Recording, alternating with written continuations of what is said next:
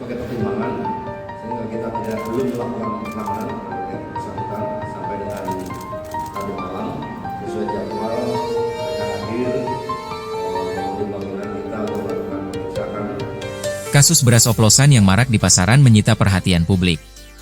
Dikutip dari tribunnews.com, sebab praktik penipuan itu merugikan konsumen hingga triliunan rupiah.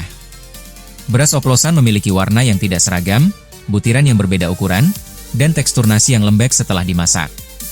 Para pelaku mencampur beras premium dengan medium, kemudian menjualnya dengan harga yang mahal. Padahal, beras yang diperjualbelikan harus sesuai dengan standar mutu yang telah diatur dalam Standar Nasional Indonesia, SNI, 6128/2020, yaitu beras premium berkadar air maksimal 14%, butir kepala minimal 85%, dan butir patah maksimal 14,5%.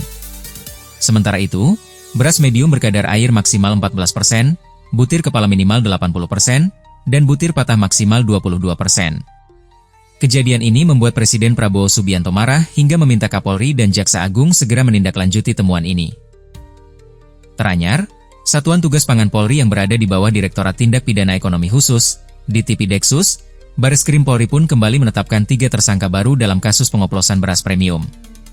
Ketiga tersangka berasal dari jajaran manajemen anak usaha Wilmar Group, yaitu PT Padi Indonesia Maju, PT PIM.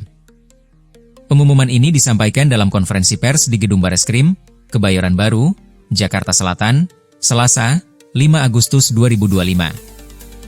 Dari hasil pemeriksaan saksi, ahli perlindungan konsumen, ahli laboratorium, ahli pidana, telah menemukan bukti yang cukup untuk menetapkan tersangka yang bertanggung jawab terhadap produksi beras premium tidak sesuai standar mutu dalam kemasan, kata Direktur Tindak Pidana Ekonomi Khusus Bareskrim Polri sekaligus Kasatgas Pangan Polri, Brigjen Helvi Assegaf dilansir wartakotalive.com. Salah satu tersangka adalah Presiden Direktur PT PIM yang berinisial S. 2 pejabat lainnya yang ditetapkan sebagai tersangka adalah Kepala Pabrik berinisial I dan Kepala Quality Control berinisial DU.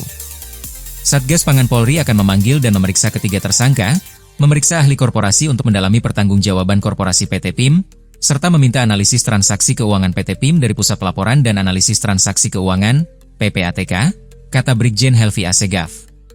Ketiganya diduga memproduksi serta mendistribusikan beras premium yang tidak memenuhi standar kualitas dan takaran resmi.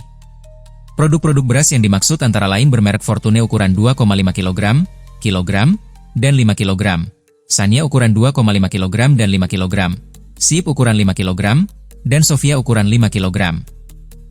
Meski sudah menyandang status tersangka, ketiganya belum ditahan karena dinilai kooperatif selama proses penyidikan.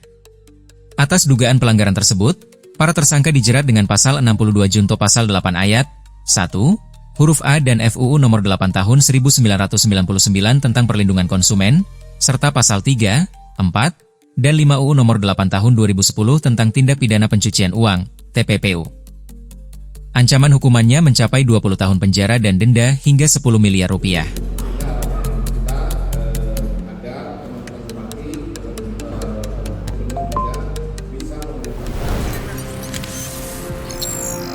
Tribun X menghadirkan lokal menjadi Indonesia.